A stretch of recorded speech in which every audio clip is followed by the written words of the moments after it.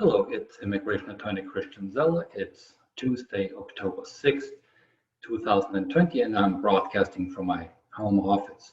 Today, I just have a couple of short visa and travel restriction updates for you. Now, many of you have heard about the temporary injunction that has been issued concerning the travel restrictions affecting H-1Bs, H-2Bs, L-1As and L-1Bs, and certain J-1s in the case of NAM versus the Department of Homeland Security. Now, there's a big caveat.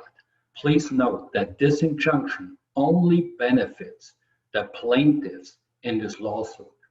So this means if you are travel restricted because of your H, L, or J, and you are not a plaintiff in NAM with DHS, then you cannot benefit from this temporary injunction unless you do become a plaintiff in this lawsuit.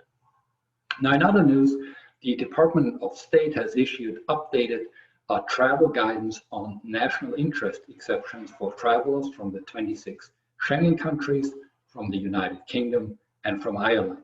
And specifically, that concerns students in valid F1 and M1s and business travels and certain others. Now, F1s and M1s who already have a visa do not have to apply for a national interest exception in order to come to the United States. You can just get on a plane and come on over. And students who have not had their visas issued yet may apply for the issuance for an F1 or an M1 at the post that has jurisdiction over their place of residence, and then they will automatically be considered for the national interest exception during the visa application process.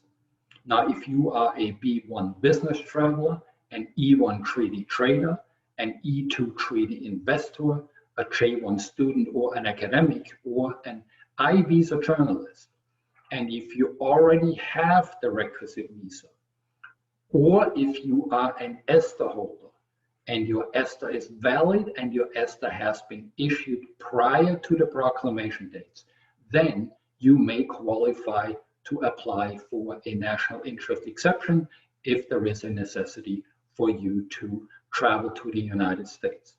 If you do not have any of those visas, B, E, J, or I, and you require such a visa, you can actually apply for that visa and for the national interest exception at the same time.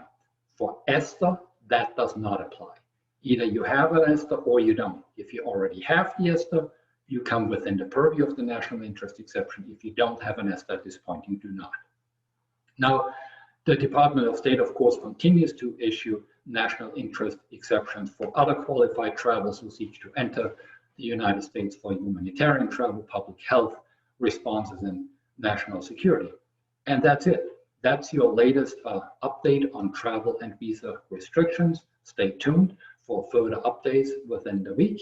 And of course, if you have not subscribed to the Immigration Help channel yet, go ahead and do so at www.immigrationhelpchannel.com. Goodbye.